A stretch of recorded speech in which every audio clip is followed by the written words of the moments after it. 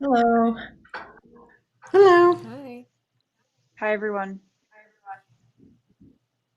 All right. I'm not sure if our audience is with us yet. I think somebody might want to lower their speaker volume while I can hear it echoing when speaking.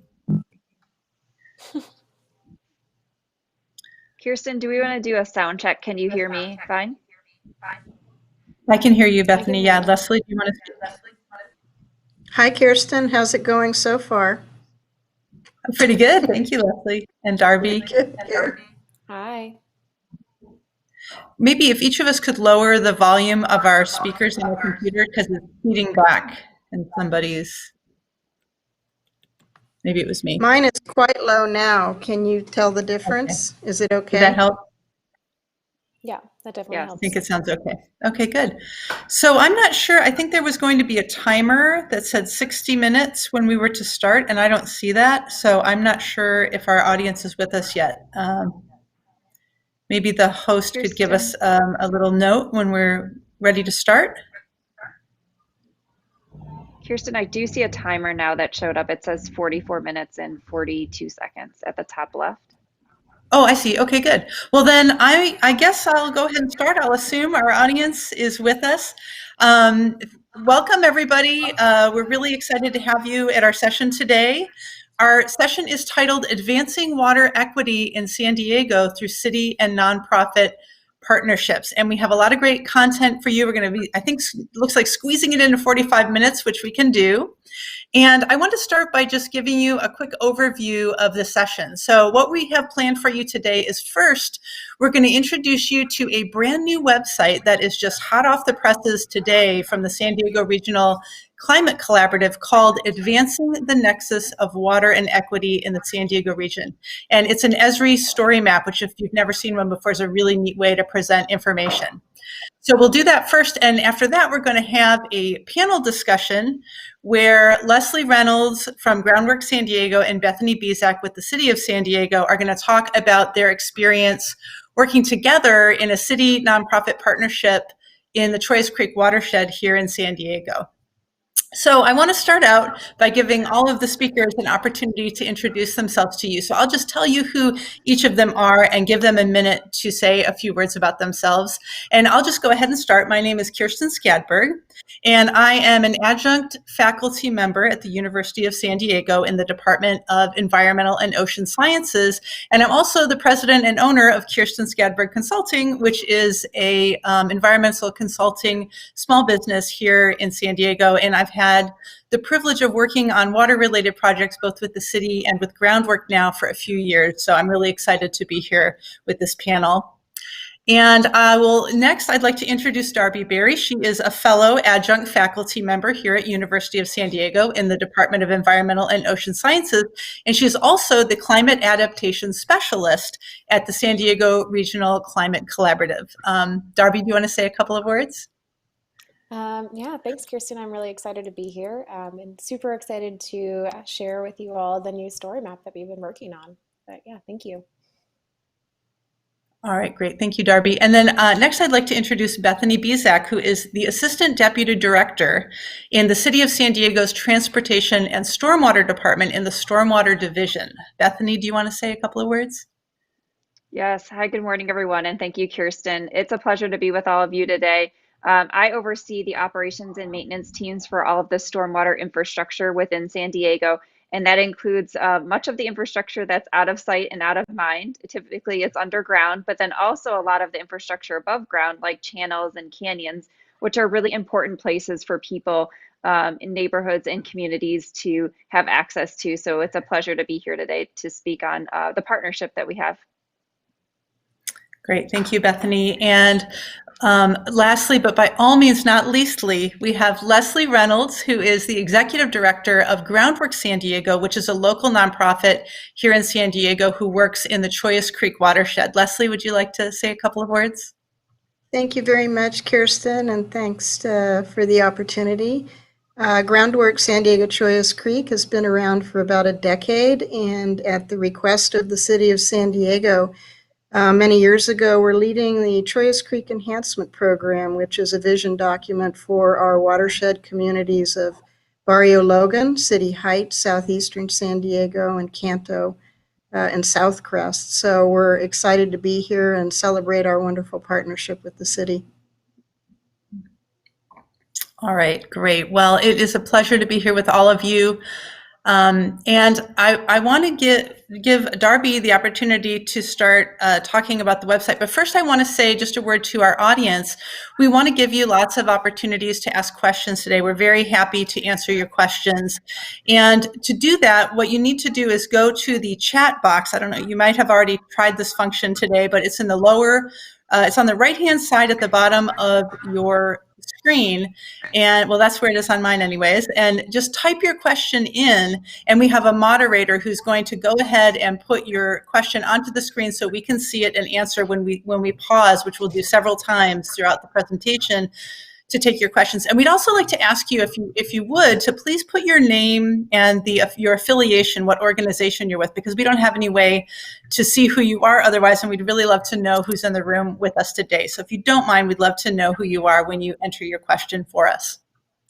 So with that said, I want to hand it over to Darby. Darby, please go ahead and share this beautiful website that you have led the development of for the Regional Climate Collaborative. Thanks, Kirsten. So I am just going to share my screen here. Hopefully everyone is seeing the Advancing the Nexus of Water and Equity. So again, my name is Darby Berry, and I am the Climate Adaptation Specialist at the San Diego Regional Climate Collaborative. We were working on this project with funding from the San Diego Foundation. So the San Diego Regional Climate Collaborative's mission is to connect the region to advance climate change solutions and mitigate and adapt to the effects of climate change. We bring together cities, universities, and different agencies from across the region to reimagine an area that can be prosperous and resilient. So this project, again, was funded through the San Diego Foundation with an effort to holistically understand the region's water sector needs and future direction and the advancement of equitable projects.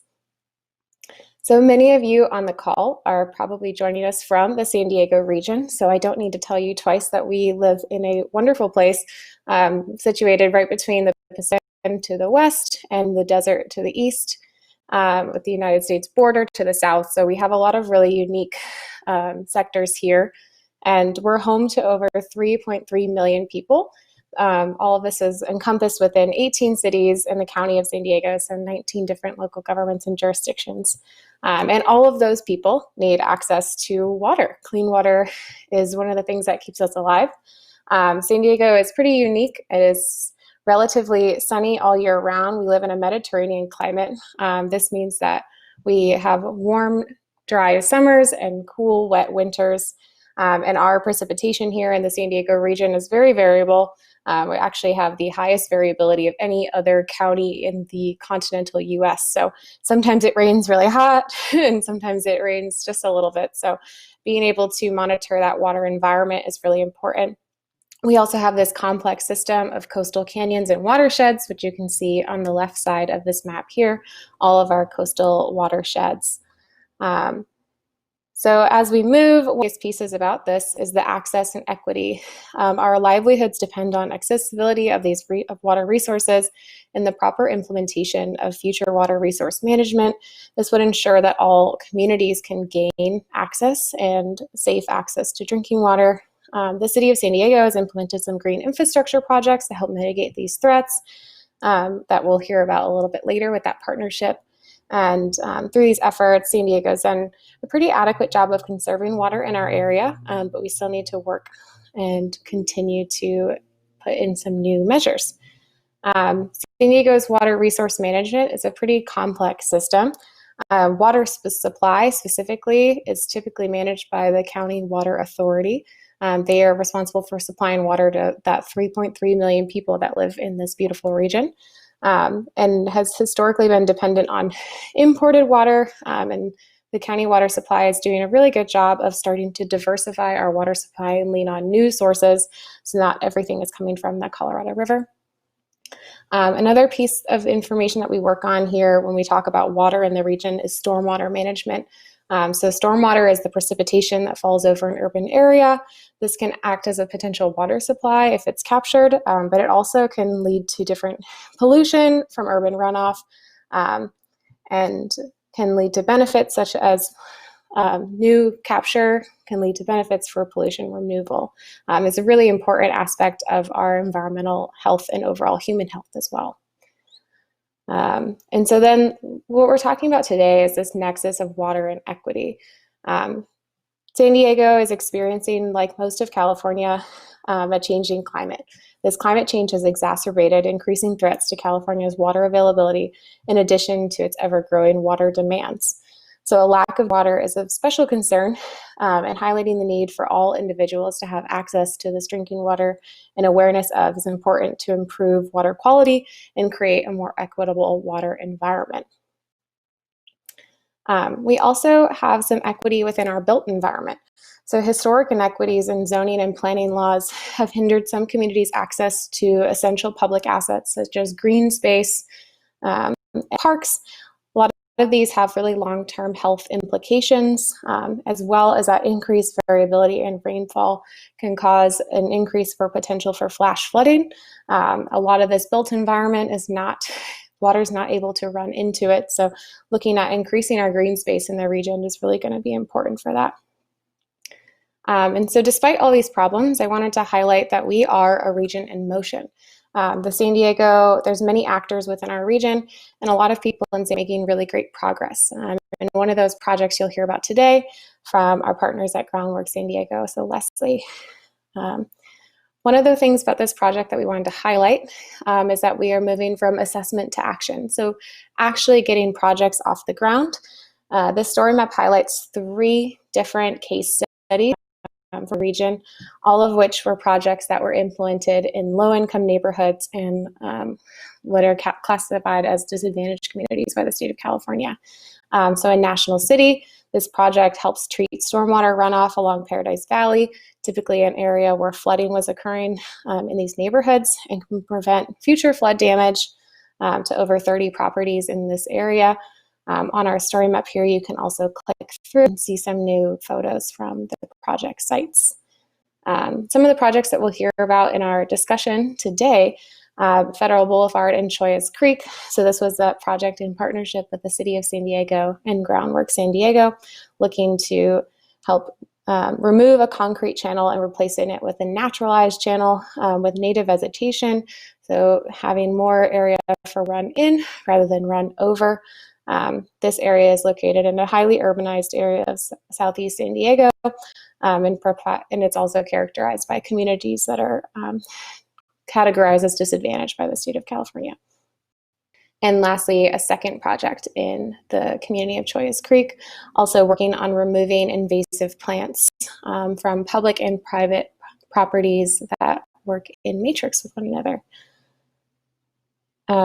So setting the stage for future action. So this is where we are to date. And so this section of the story map goes into a deeper dive of what's happening at a larger state level in regards to resilience. In April of 2019, Gavin Newsom signed Executive Order N1019, which directed the state to work towards water security. And in July of 2020, followed up with the California Water Resilience Profile that outlines 4 key goals when working towards enhancing our water resilience. So diversifying water supply, protecting, enhancing natural ecosystems, building connections, and being prepared for threats related to climate change.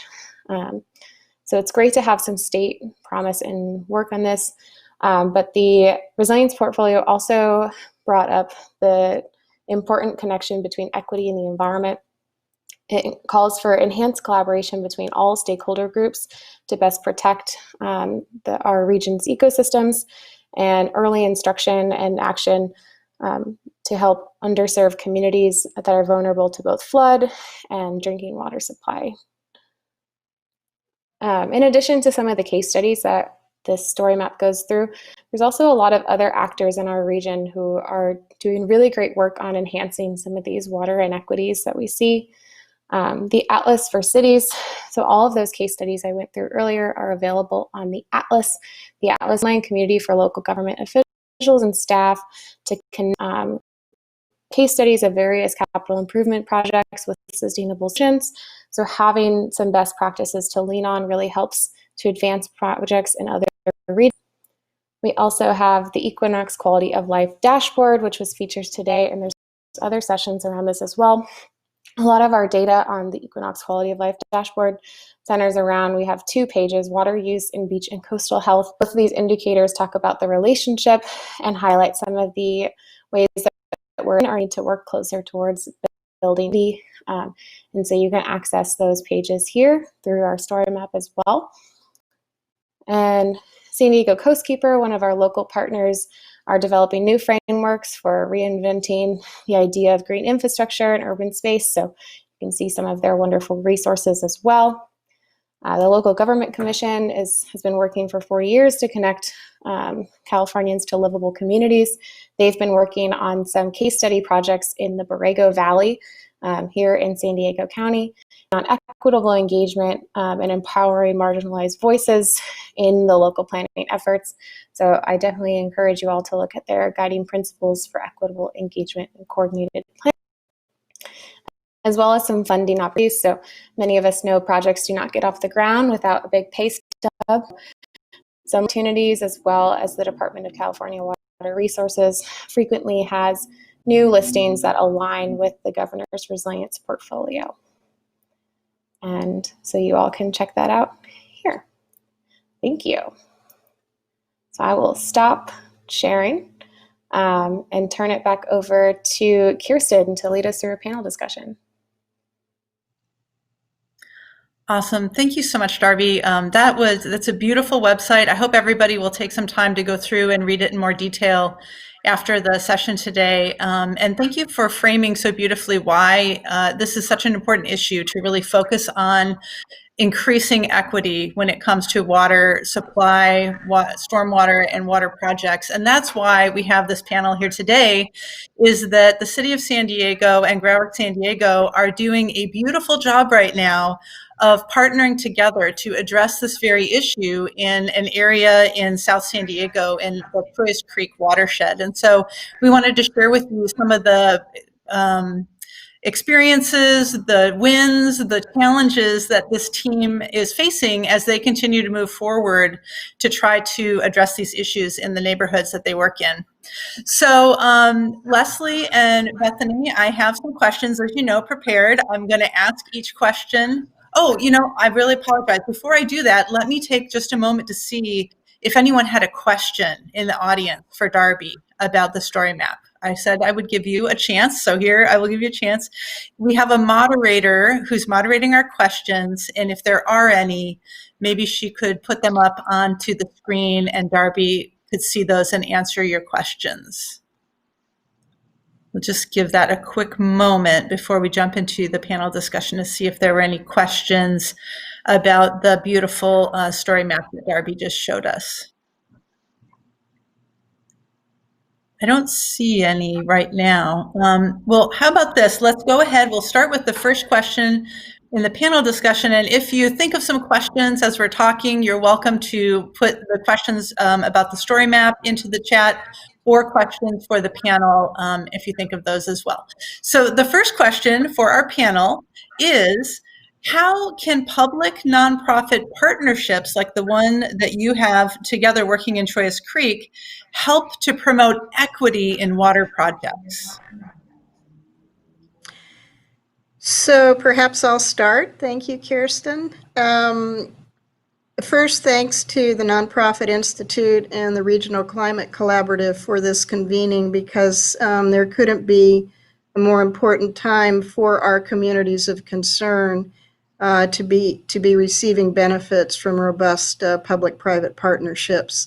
These communities, like the communities of Chollas Creek watershed, have suffered historic inequities from redlining and housing discrimination and many other policies that have resulted in all kinds of challenges for these communities that range from poorly designed infrastructure, such as the Chollas Creek system, frankly, in many ways, lack of tree canopy, preponderance of impervious surfaces and polluted runoff, and many, many other problems that confront the communities that we serve. And those problems are, of course, exacerbated, as we all know, by climate change, where heat islands and flooding and poor air quality and many other challenges face our communities.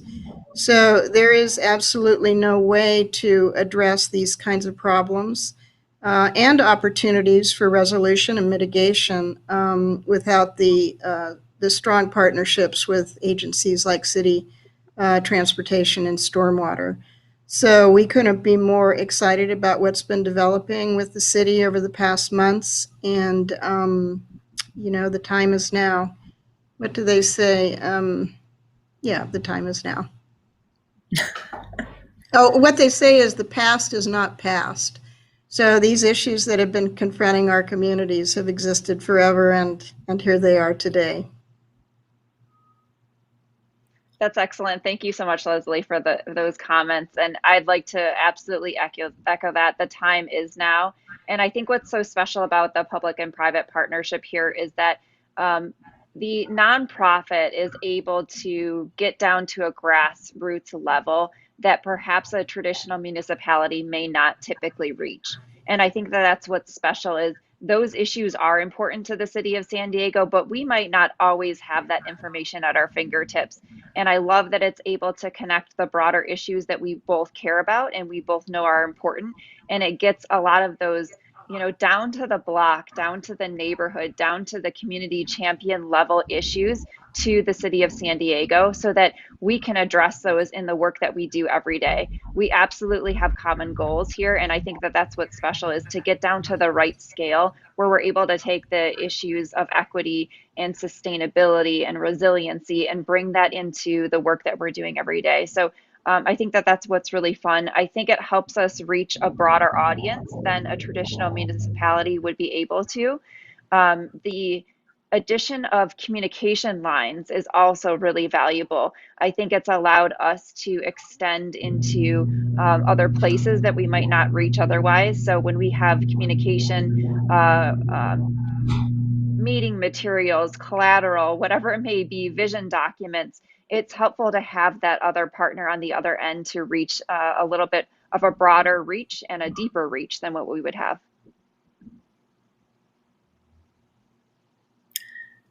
Thank you, Leslie and Bethany. It's awesome. Such a unique opportunity to use the strengths of both partners to do some really focused good work in the neighborhoods. And let's just go ahead and see. I'd like to open it up to see if the audience has any questions. Now, at this point, we have some more questions for the panelists and we'll keep going, but it'd be great to make this interactive. We'd love to hear from you. If you have a question, our moderator can put it up on the screen for us, I believe, and we'd love to know your name and your affiliation if you're willing to put it in there too, so we can see who we're talking with today. Let's see if we have any questions so far. Everyone's sitting there going, I know I have a question, but it takes a minute to think of it. So Kirsten, one other thing I think I'll add while we're waiting for a few questions is that I think what's also important is that nonprofits are able to validate work as well. And I think that when a nonprofit is speaking to the services or values perhaps that a city is providing, it may come across a little bit differently and it may provide some of that transparency and added validation that a city might not be able to do on their own. So I would just echo that. I think has also been a really valuable part of reaching the equity component and reaching into our neighborhoods as well.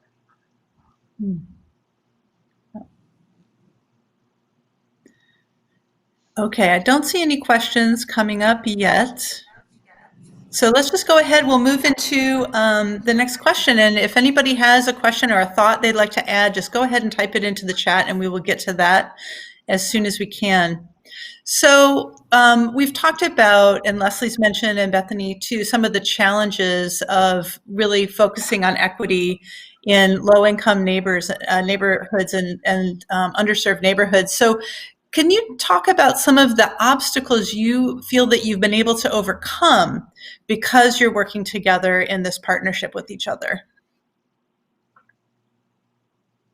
Shall I start? Kirsten, would you like me? I think one of the biggest challenges, both for the city and the nonprofit, of course, are funding strategies. And so the partnership with the city, and Darby mentioned Federal Boulevard, is really resulting in our combined ability to generate some really large-scale investments in our communities of concern. In the Federal Boulevard case, with a lot of help from the Stormwater Division, we submitted a large $3 million grant to the California Natural Resources Agency, and that has resulted in an award which is likely to be complemented by another $3 million from another agency that will bring enormous water quality and active transportation benefits to our communities. And so without the city's collaboration here, providing site control and design guidance and many, many other support services, I don't know when this project would ever have been funded, given constraints on city budgets and difficulties of nonprofits accessing these kinds of large investments for communities. So I think that is one critical obstacle that the collaboration has helped us address. Thank you, Leslie. Yes, no, I agree, absolutely. Being able to leverage additional funding sources and perhaps reach other funding sources that might not be traditionally applied to maybe an environmental or stormwater project just gives us that much more reach. So I agree that that's been a huge win for us. I think also that we've been able to start to bring together our long-term vision and the long-term schedules that we have for both of our organizations. And I think we've been able to better position ourselves for future work because we've come to the table with that in mind as well.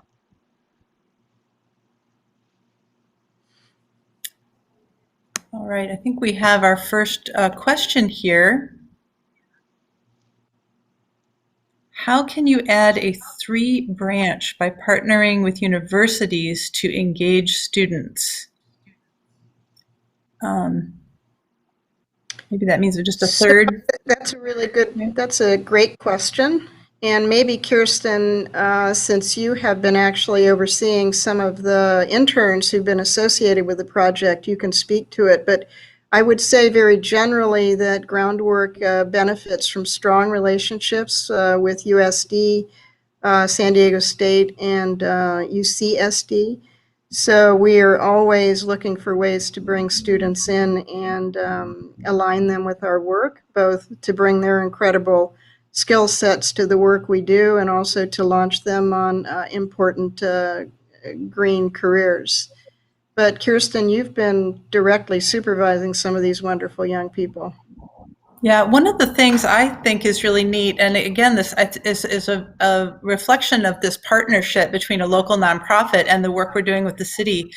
But because of Groundwork's connections locally, we've been able to have interns and employees who are local community members, who are college students or recent grads, who are now coming back and working in their own neighborhoods on these important projects, getting this great exposure to the city, to how these processes work, to how to really get work, how these grants works, to really understand how you can make change in your own neighborhood in these really, quite complex processes and systems that have to be understood and accomplished in order to make these things happen on the ground. And so to me, that's been a tremendous benefit. And I think, Bethany, to your point, it's because Groundwork has that local grassroots connection to the community that we've been able to identify and mentor and encourage these students and get them to work in these really complex and high opportunity projects as college students. Okay, so let's see. We have another question. I'm a nonprofit consultant working with growing organizations. Can you share a specific success, action item, or accomplishment that you have had in this partnership?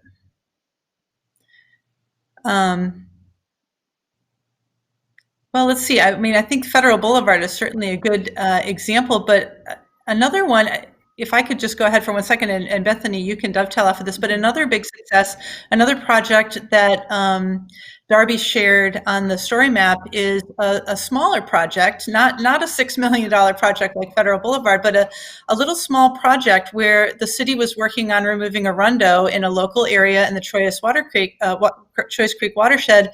And because of this close connection, like Bethany said, that Groundwork and the city have, Groundwork was able to come in and do some additional work on an adjacent private parcel that a landowner allowed us to work on, so that we could remove this invasive plant from these two adjacent parcels in a way that would have been very difficult for either of the two partners to do. So that's just a small example, but a really impactful one that we're hoping to be able to do more of in the future, just a way to use communication to do these very specific, small, positive actions in the neighborhood.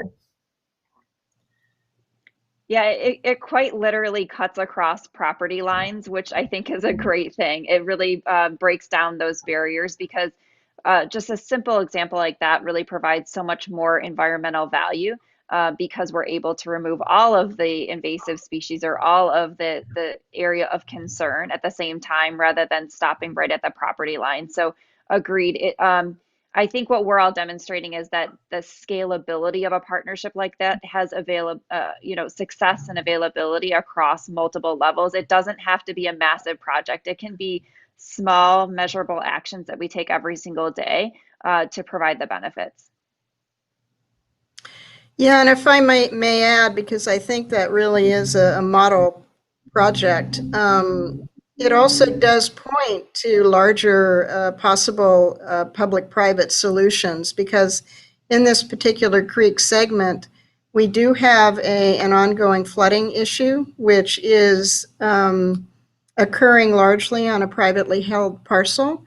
But in the case of low-income communities, for these residents to come up with larger hydrologic solutions to, frankly, infrastructure problems from decades ago that they were not involved in, is not a likely scenario. And so the opportunity to work with Bethany and others in the Stormwater Division to try to figure out larger solutions is really, really critical for our residents. Great. All right, questions are rolling in now. So the next question is, what are some first steps for public agencies to take to address histories, as Leslie mentioned, of oppression and mistrust? And I think this is a good question to ask, because here's where we're starting to take those steps. So Bethany, do you want to start with that one? Sure, I'd be happy to. I think that it really comes down to establishing transparency, and a commitment to communication and coordination. And we have made that commitment at Stormwater. We're actually starting to really emphasize communication and rebranding of a lot of our materials, making sure that they're in multiple different languages, making sure that we're creating communication tools that can get down to the lowest level, the lowest scale, if you will, down to the block level, and so that people understand the information that we're providing, and that it's a two-way communication stream. We want it to not just be communication one way with residents and folks in the community. We also want their feedback into the process. And if I may, I'll just give a brief example of one way that we do that.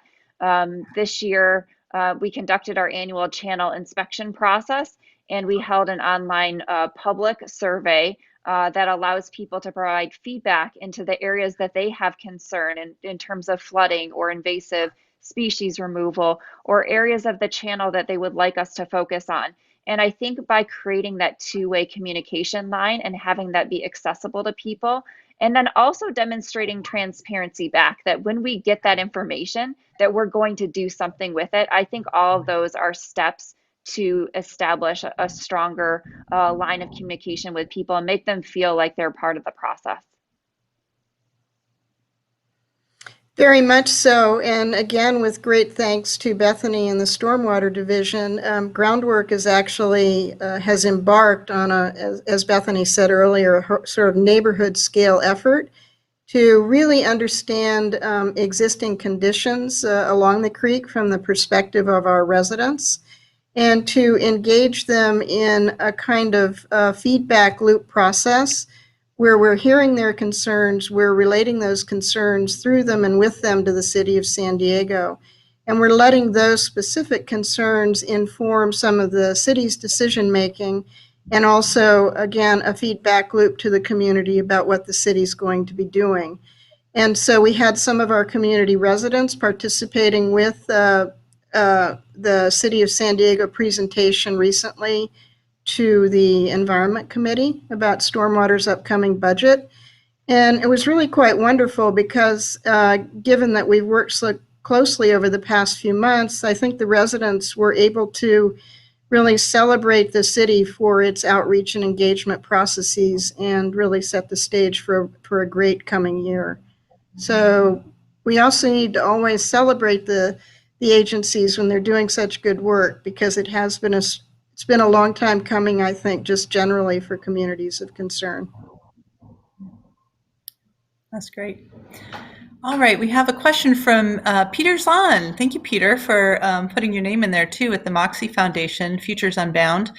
Are there any initiatives around providing free, safe drinking water in parks and other public spaces? We've looked at this in Solana Beach. That's an interesting question. Leslie or Bethany, I don't know if that's something you have on your radar.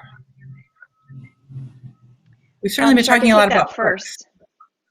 Yes. Yeah. And, it's a great question because these types of environmental issues do go across, right? Recreation and park space and environmental issues. And it's not just a single issue that touches water. So I don't have a specific answer to that, although the overarching answer is that the city is really interested in what's considered a one water approach, which means we're taking issues that surround water, wastewater, sewage discharges, everything that goes to the wastewater treatment plant, as well as drinking water, as well as stormwater, all under a single umbrella of what we consider one water. And when we consider all issues one water to be related, that means we're probably coming up with the most comprehensive solutions to problems. And so the stormwater division, as well as PUD and others, have been specifically coordinating on a few different issues around that. For instance, drinking water and the stormwater nexus with a pure water program, as well as water reuse issues. So thinking about resiliency and long-term drinking water availability is a topic that's definitely of discussion right now. And I would expect that's going to be at everyone's fingertips in the future as well. Yeah, and just to add a comment, Groundwork is working with Coastkeeper, and you may recall from Darby's presentation that Coastkeeper is one of the lead nonprofits in this whole one water integrated water management approach. And so we will want to be sure, because these are sort of tricky and complex issues, that our communities of color understand the issues and that decision makers understand their concerns and perceptions. So just in short, I think we're all working together on what are going to be some pretty amazing solutions. Great, thank you guys. Okay, we have another question. So this is an interesting one. It says unsheltered communities face many water challenges. Are you currently working on any projects that engage our unsheltered neighbors? And I know, I'll just say it by way of introduction, I know Leslie and Bethany, that when we talk about some of the capital improvement projects that we've been working on, I know that we've talked before about recognizing that unsheltered people are members of the community too, and that we want to try to include their needs and so forth in the solutions that we're providing. But in terms of addressing water needs, that's really an interesting question. Any thoughts on that? So I can speak a bit from the restoration side of our business.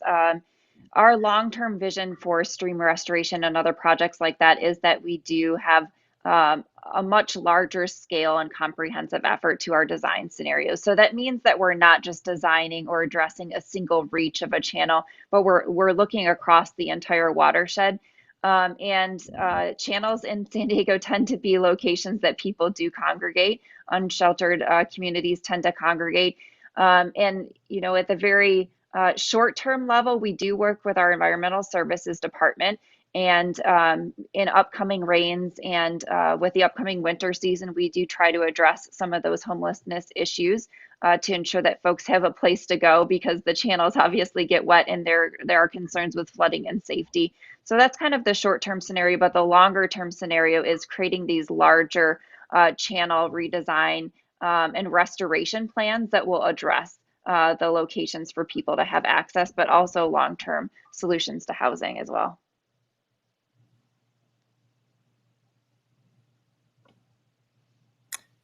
Okay, these are great questions. Thank you, everybody, for bringing these up. I think it looks like we have about 5 minutes left. One thing that I thought would be interesting to talk about, we've talked about all the great benefits and how many wins we've had working together between public and nonprofit organizations, but what can we talk just for a moment about some of the obstacles we've had to overcome? So it's, you know, there have been many, many wins, but what are some of the challenges to working together in this way?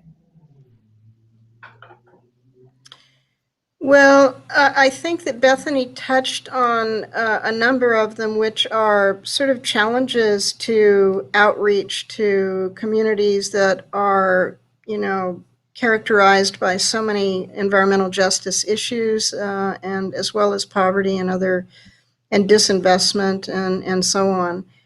And so one of the things we're working hard on with stormwater is to ensure that we're really drilling down to the residential scale and making sure that we're hearing from those constituencies. And also then working carefully with what is, in our case, an emerging coalition of stakeholders in the watershed that represent area or neighborhood planning groups, nonprofits, faith-based organizations, and others, so that we're talking directly with residents, and we're also talking with the organizations that serve those residents, so that we can hopefully come to the city with a cohesive voice, with a menu of priorities and a cohesive voice that will help them make decisions. And so I think the outreach is always a challenge for busy, underserved communities, and we really appreciate that Stormwater is working so closely with us to really fine-tune that approach and make sure the residents are heard. Thanks, Leslie. Yeah, I really appreciate you saying coming with a single voice. I think that that's been one of the things that's been very valuable for us on the municipality side, is that it's been great for us to have an open line of communication, and for, I think, equally you to know that I'm a person that you can come to and that I'm a person you can go to. I think that that's really established a really nice means of communication, and it's streamlined a lot of decision making, to be quite honest, right? And facilitation in a lot of ways. So I just wanted to point that out. Having, I think, almost a single line of communication or single point of contact within organizations, I think, is very helpful. I also, though, think that it's important to have commitment from all levels of an organization. While you and I have a very open line of communication, you knowing that there's trust on my side, that I'm coming to you with the city's answer, the city's feedback, the city's communication, I think is really helpful as well. And I try to emphasize that in the daily communication I have on the city side, is that, you know, here's the feedback I have from Groundworks, and then I disseminate it accordingly. So I think that that's been really a valuable tool. And oddly enough, because there is nothing at all positive to say about COVID, this ability to bring our residents into decision-making conversations vis-a-vis Zoom has really been helpful to accommodating their really busy schedules and their inability to always get to, you know, in-person meetings and so on. So we're very excited to be organizing these voices around city January deliberations for stormwater budget strategies, funding strategies, and where community voice may be able to support the city in those kinds of approaches. and also to, meet with our new District 9 council member and other council members online, and really have the city, have the community members feel heard and have the city hear from them. So Zoom is turning out to be a facilitating mechanism for getting their voices heard.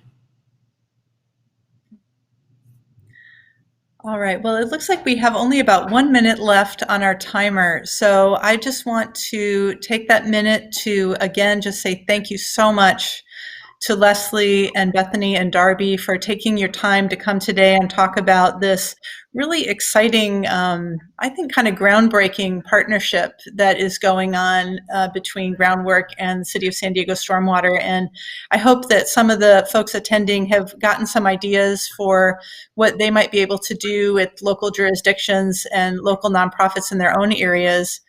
Are there any last questions? We have 30 seconds left, so I just want to open it up to our audience in case there's any last minute questions you have for how you might be able to use these kinds of strategies in your own communities.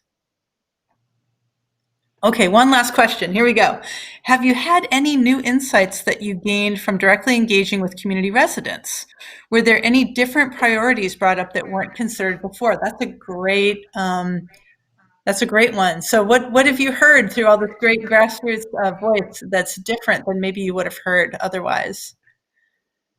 One of the things is I think our citizens, our residents, are beginning to discover how they can become empowered, both through their voices and through policies that might allow them to participate in climate mitigation kinds of strategies.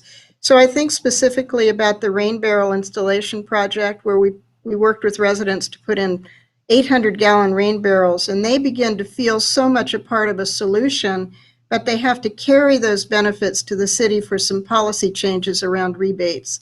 So yeah, there are things, of course, there are always things that come up, important things from hearing community voice.